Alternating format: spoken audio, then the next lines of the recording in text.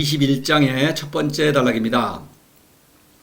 공덕지용 유도시종 도지위물 유황유월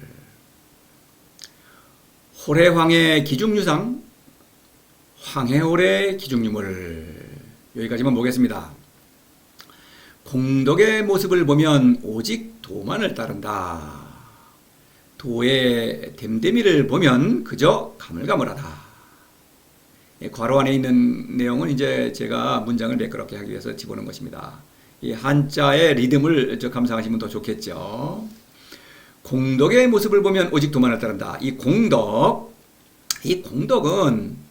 사실 이 도덕경에 단 한 번밖에 안 나와요. 이 단어가. 그런데 이것은 이제 이 무욕의 덕의 별칭입니다. 이것은 뭐 그냥 문장만을 봐서는 당연히 알 수가 없죠. 저는 이 도덕경 전체의 구조를 다 꿰뚫고 있거든요. 그래서 노자가 말하려는 그 흐름을 알고 있습니다. 그러니까 이거를 알 수가 있는 거예요. 참고적으로 요 성인은 노자는 그 성인의 실천하는 세 개의 덕이 있죠. 무지, 무용, 무의. 요 너무나 중요하죠. 이것은 성인의 삶 자체죠. 그래서 여기에 대해서 별칭을 붙였다. 10장에서 말씀드린 적이 있죠. 이 표를 제가 10장에서 제시한 적이 있습니다. 그래서 무지의 덕의 별칭은 현덕이죠. 그 다음에 무욕의 덕, 바로 지금 나온 거, 이게 공덕인 것입니다. 그 다음에 무의의 덕에 대해서는 원덕이라는 이름을 붙였어요. 현덕이라고 한 것은 현의 덕이죠. 도를 사랑할 수밖에 없다. 도에서 나온다. 그렇죠. 신적 어떤 생명이죠. 그 누리면서 도를 사랑할 수밖에 없다. 현의 덕.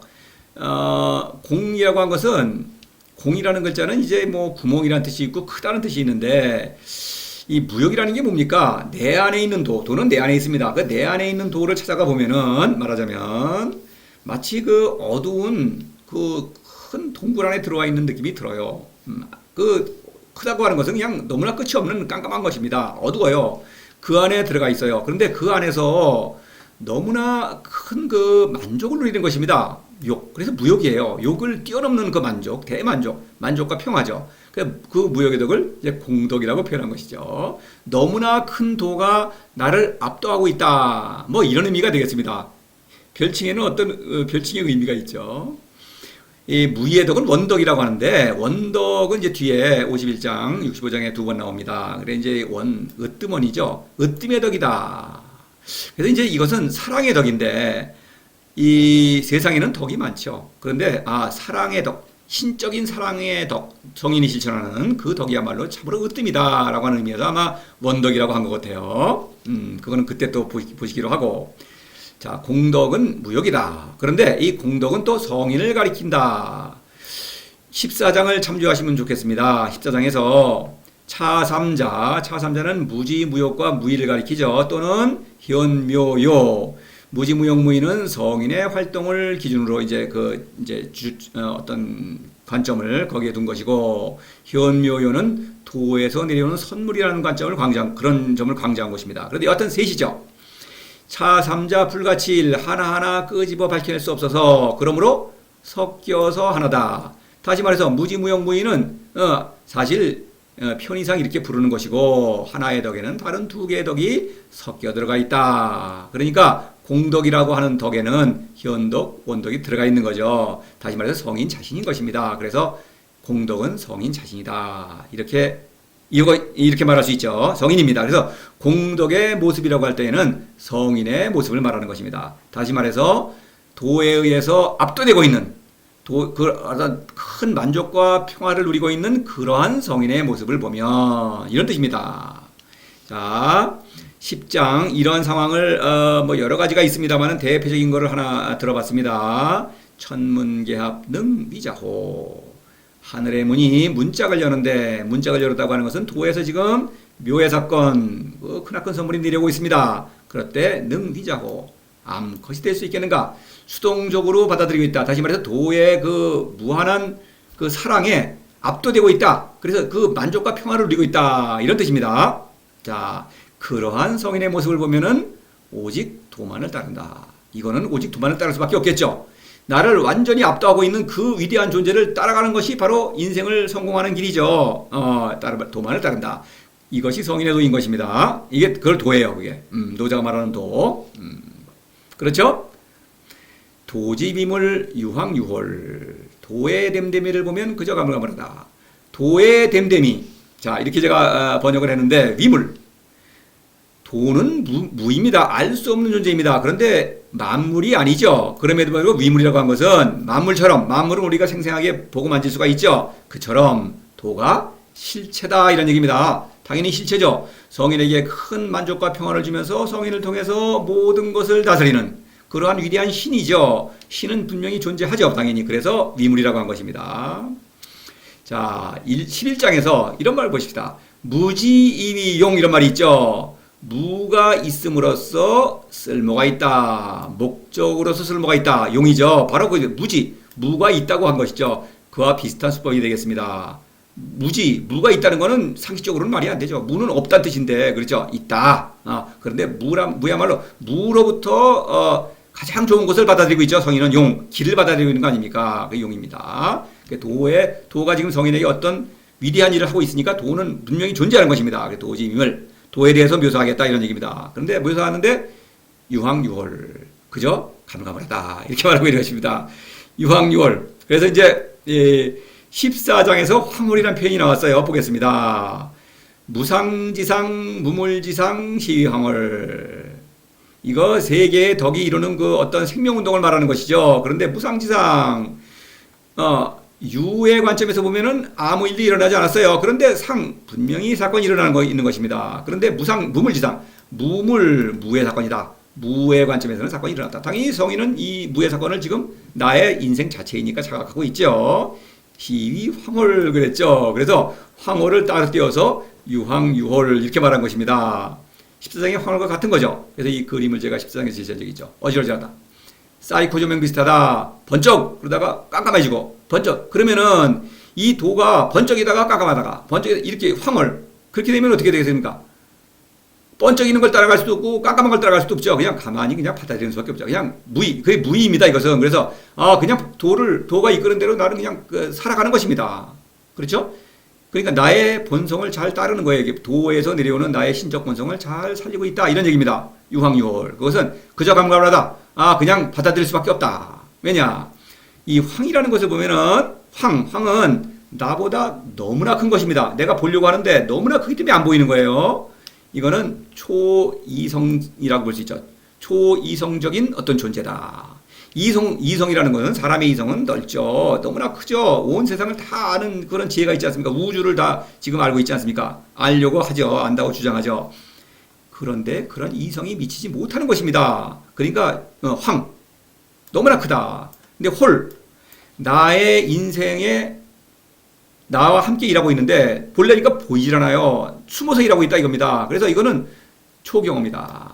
경험이라고 하는 건 뭡니까? 감각으로 내가 뭐든 보고 듣고 만질 수가 있어야 되는 거죠. 근데 그런 것이 아니죠. 내 안에 숨어서 일하고 있다. 초경험이다. 이렇게 말할 수 있겠습니다. 결국 이성과 경험을 뛰어넘는다. 사람의 지혜를 뛰어넘는 존재다. 이런 얘기입니다. 유황유홀. 그러니까 어지러지하다 이거죠. 이게 도예요.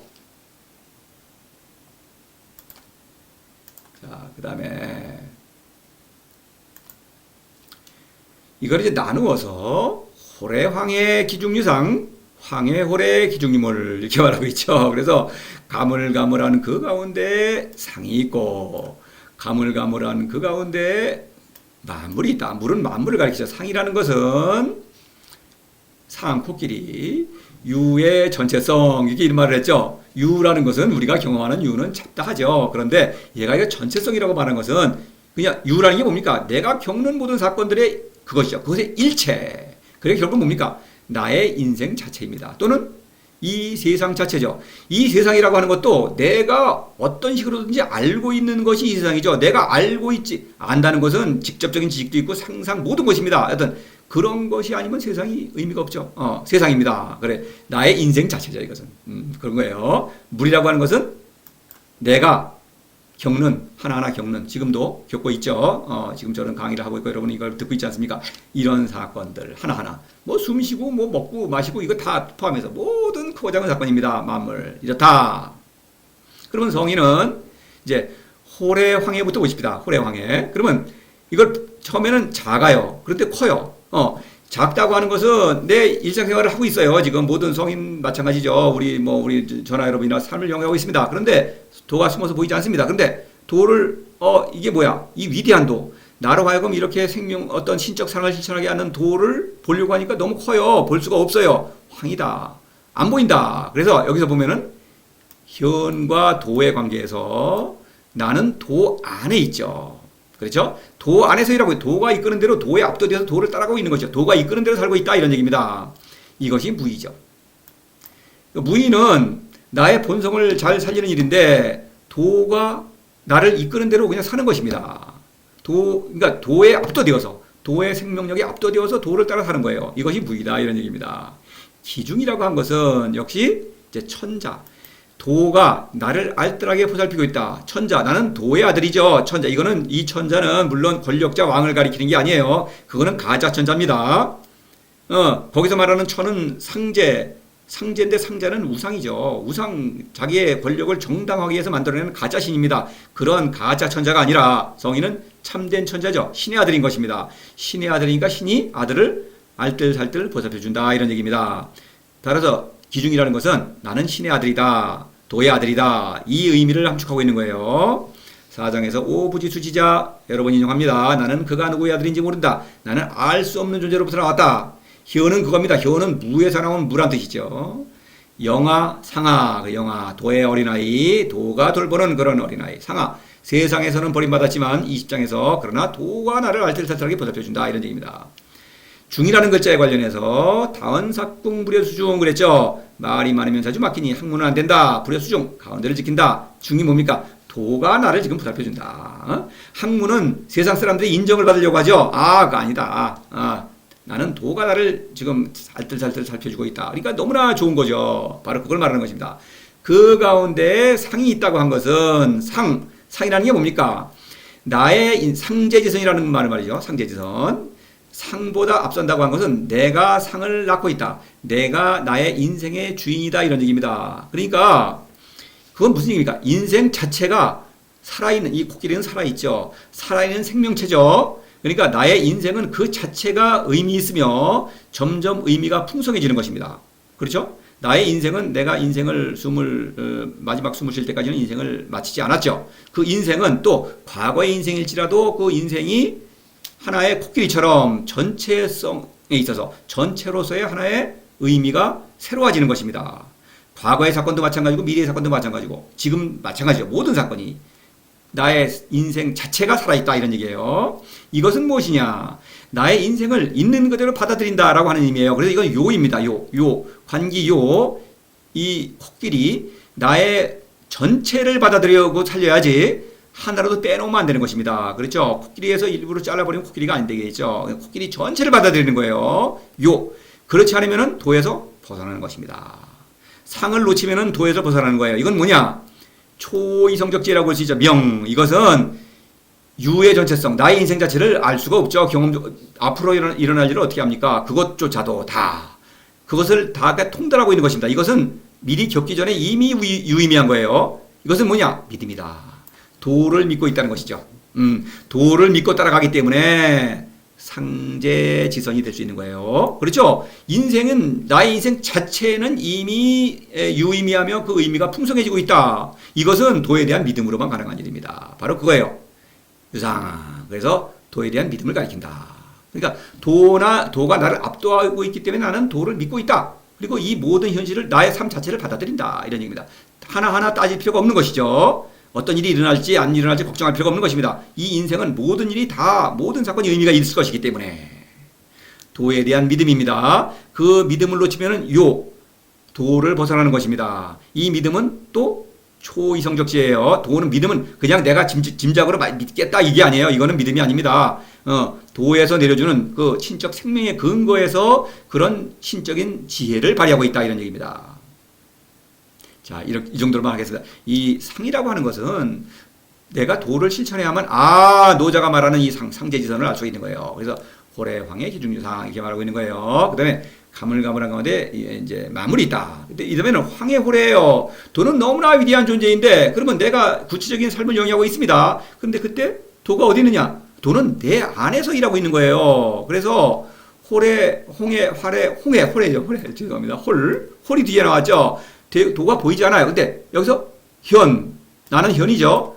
도가 내 안에 있어요. 나보다 나에게 내 안에 있는 것입니다. 이런 일은 일어날 수가 없는데 불구하고 내가 일상생활을 영위하는 데 있어서는 도는 보이지 않으니까. 근데 도는 내 안에서 일하고 있죠. 저 바깥에 있는 게 아닙니다. 저 하늘 꼭대기에 있는 것도 아니에요. 내 안에서 일하고 있다. 이렇게 볼 수 있는 것이죠. 그러니까 도를 그대로 또 받아들이는 것입니다. 도가 내 안에 일하고 있는데 내 도를 보려고 하면 안 보이죠. 그러면 내가 오히려 무의를 벗어나게 되는 거예요. 그렇죠? 도를 알 수 없는데 알려고 하니까. 초경험적인 사건인데 경험적인 사건을 통해서 도를 알려고 하면 알 수가 없는 것이죠. 그러니까 그대로 나의 생명운동을 일으킨다면 바로 도와 함께 일하고 있는 것이죠. 그것이 무의인 것입니다. 나의 신적 본성을 잘 발휘한다. 이거는 도에서 내려오는 신적 본성을 잘 받아들인다. 이런 의미가 있겠죠. 유물이라고 한 것은 성인의 삶은 크고 작은 모든 사건은 애민치국이다. 이런 얘기입니다. 애민치국은 자죠. 신적 사랑이다. 이런 얘기입니다. 애민이라는 것은 천하백성에게 도를 권유하는 일이요. 치국이라는 것은 새로운 성인이죠. 스승으로서 제자를 올바른 길로 이끌어주는 일이죠. 신적인 사랑이죠. 결국은 애민치국. 유물. 성인의 모든 삶의 크고 작은 사건은 사랑의 활동이다. 이런 얘기입니다. 그 사랑의 활동에는 도가 나와 함께 일하고 있는데 숨어서 일하고 있다. 이런 얘기입니다. 자, 19장에서 보십시다. 견소, 포박, 소사과역 보면은 흰 옷을 입었다. 소박하다 이거죠. 그러나 그 소박하다는 말과 동시에 명백사달의 지혜를 발휘하고 있다. 다시 말해서 신적 사랑을 실천하고 있다. 이런 뜻입니다. 포박, 박이라는 것은 도의 친구죠. 돈의 기약박. 그런데 포박이니까 끌어안을 수 있다. 백성의 친구죠. 그러니까 도와 백성을 소통시키는 도의 친구이자 백성의 친구니까 그러한 사랑의 어떤 친구죠. 그렇죠. 그러니까 도와 백성을 서로 소통시키는, 서로 사랑하도록 하는 그러한 존재인 것이죠. 그러한 신적인 사랑입니다. 성인의 삶 하나하나는 그대로 견소포박은 뭡니까? 소박한 성인의 삶 하나하나가 모두 신적 사랑의 표현이다. 이런 얘기입니다. 소사과욕이라는 건 구체적인 것이죠. 사사로움과 욕, 다시 재물과 권력에 대한 욕심을 그 유혹을 이겨내고 있다. 이거는 구체적인 삶이죠. 신적 사랑을 이렇게 삶으로 실천하고 있다. 이런 얘기입니다. 어떻습니까? 그러니까 이 첫 번째 단락에서는 이거예요. 도는 성인을 지금 압도하고 있습니다. 무역의 덕, 공덕입니다. 그래서 성인은 도를 따라가면서 생명운동을 일으킨다. 그러니까 여기서는 첫 번째 황홀이라고 한 것은 무의의 사건입니다. 황홀, 내가 삶을 통해서 도를 보려고 하니까 안 보여요. 너무나 크다. 도가 너무 나를 압도하기 때문에 나는 인생 자체를 그대로 하나하나 따질 필요 없이 이것을 받아들인다. 그렇죠. 수용하는 것입니다. 수용해야만 그 의미를 살릴 수가 있는 거죠. 코끼리, 살아있는 생명체 아닙니까? 그리고 부체적인 삶 하나하나는 모두 신적인 사랑의 표현이다. 이것이죠. 그러니까 성인에게 있어서는 제가 강의를 하는 것도 물론 신적인 사랑의 표현이요. 제가 먹고 마시고 남들과 그냥 가벼운 대화를 나누고 어떤 같이 놀러 가지고 이런 것도 다 사랑의 표현인 것입니다. 그럴 때 도는 늘 나와 함께 일하고 있다. 나를 압도하면서 나의 삶에 녹아들어 있으면서 나와 함께 일하고 있다. 이런 위대하면서도 친절한 다정다감한 존재인 것이죠. 기중이라고 한 것은 도는 나를 지금 아주 알뜰하게 보살피고 있다. 이런 얘기입니다. 자, 이러한 훌륭한 도입니다. 그러니까 그러한 도를 유도시종 따를 수밖에 없겠죠. 자, 이래요. 자, 이 노자가 말하는 도는 이 상식적으로 이렇게 뭉개고 그러면 이거 안 되겠죠. 이 도를 모욕하는 거죠. 도덕경에 대한 폭력이요. 노자에 대한 폭력인 것입니다. 그러니까 이 도덕경을 제대로 읽으시려면은 반드시 도를 실천해야 하는 것입니다. 그죠? 여러분 말씀드립니다. 도를 실천하지 않으면은 도덕경은 아무런 의미가 없으며 도를 실천하지 않으면서 도덕경을 안다고 주장하는 순간 즉시 바보가 되고 그것을 고집하면 할수록 미치광이가 되는 것입니다. 자, 다음 단락으로 이어지겠습니다.